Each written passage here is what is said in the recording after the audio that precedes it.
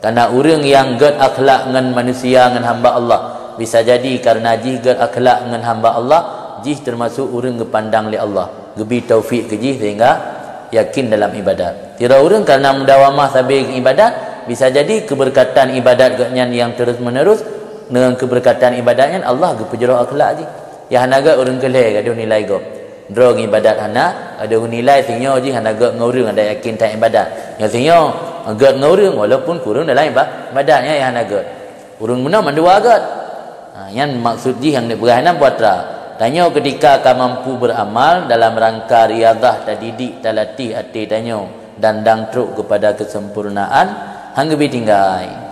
Walaupun haitim ikhlas, walaupun haitim khusyuk. Nyo dah tinggal ya hang pulain kana alang asbab, kana hati jalan ni le. Ham nyo dah tinggal mati jalan kalau benar kan. Dan dang truk hang pulain ngengkap jalan, walau kalau truk. Man dah tinggal sama sekali. Hang dah baca alih wirid kana han haitim kudurati. Memang punya masalah wirid harus bertadapu makna baru merumpak fala.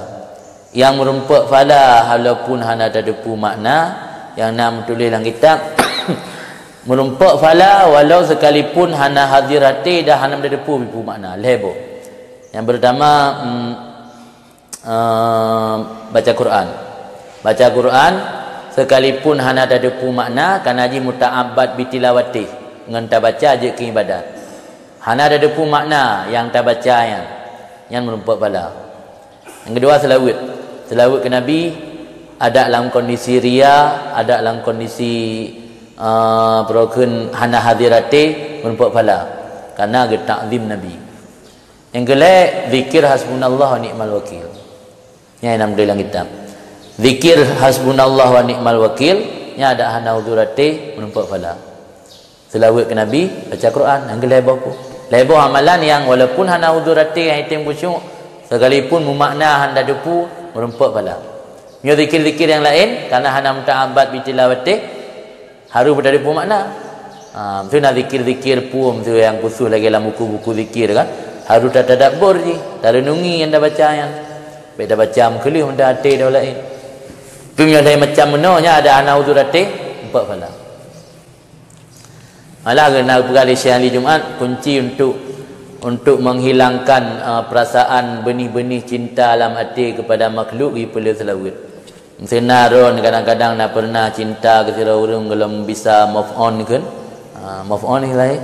Kalau bisa move on kan kunci ji perbanyak selawat. Dan hari Jumaat berapa hari Jumaat nyatanya nam kumat hati dengan sira urang. Hai tim gadah lah orang akan kahwin tanya mentang dah fikir keji. Tanya mentang ji tapi dah boleh dia buang ida baju ingat keji. Idang ka darah-darah putih kabeh batai ingat ke keji. Yang golom na bisa move on. Nah. Bila selawat ke Nabi.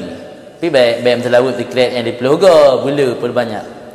Yang biasa gadah benih perasaan mahabbah lang hati itu ke sira orang. Yang le orang yang kali praktek berhasil.